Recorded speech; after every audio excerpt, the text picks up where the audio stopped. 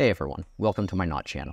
This video could be the most important knot video you watch this year because I'm going to be sharing some information that I haven't seen shared anywhere else. Perhaps it's a secret, or perhaps it's just something we learn and become aware of as we go through the process of learning knots. What I want to share with you is a way of learning knots, and I think this will help a lot of people who are starting out.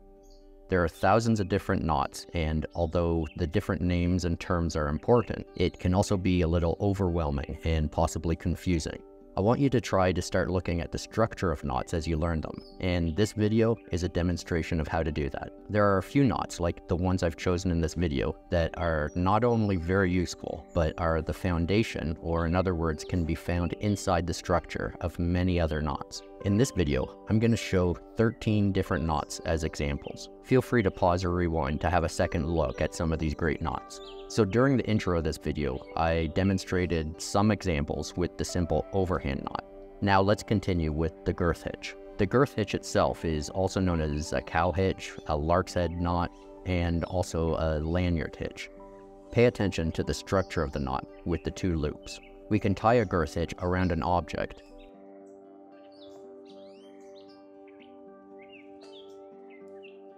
We can also tie it around itself along the standing part of the rope. When we do, we create an adjustable loop knot, which is known as a lobster boy knot. Let's have another look. You can see with the finished lobster boy knot, we have a simple girth hitch tied around the standing line to create a hitch knot.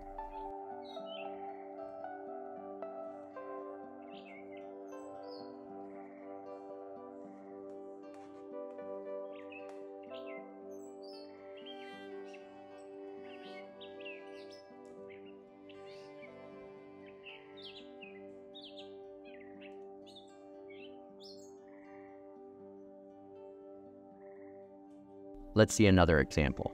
This time we start off with 2 wraps around our anchor point, and then again we tie a girth hitch around the standing part of our working line. The only difference this time is that we added a second wrap around the anchor point, and by doing so, the knot we created has a different name. This time, the knot is known as an anchor hitch. Let's have a look at another foundation knot. This time, we'll look at a very similar knot, but this one is the clove hitch. Like the girth hitch, the clove hitch can be tied directly around an object and used as a hitch knot. The clove hitch has a very distinct shape with 2 wraps that cross in the middle. There are actually a few variations of the clove hitch, and each variation has its own name. This variation is the double clove hitch, and the name is much easier to remember or describe than if it was called maybe the clove hitch with an extra wrap.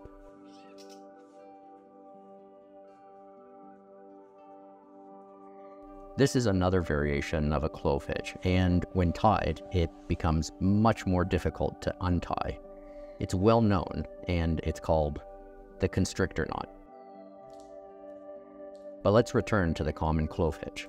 Like the previous knots in this video, the clove hitch can be tied around its own standing line, like shown here. When you do this, you create a knot known as a buntline hitch. A buntline hitch is always tied with the clove hitch starting away from the anchor point and tying the clove hitch up towards it, like this. If you tie the hitch knot in the opposite direction and start your clove hitch close to the anchor point and tie the knot away from it, then you still create the clove hitch on the starting part of the working line, but this time the knot is called a 2 half hitches knot.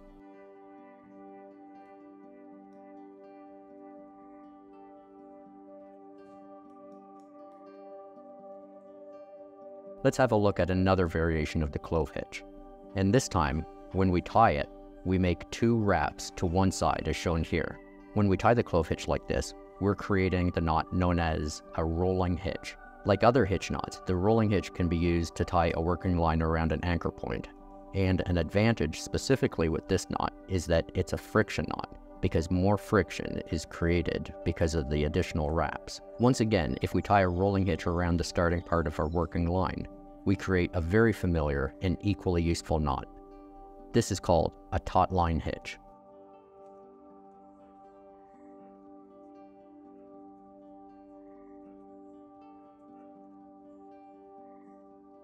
Hopefully now, when you see or tie a taut line hitch, You'll also see the structure of a rolling hitch, and perhaps even remember the clove hitch and how they're related. There are many other knots to investigate and discover the secrets that lie inside of them, and how they're related. If you know of other examples, share them in the comments. I hope you enjoyed this video. Thanks for watching.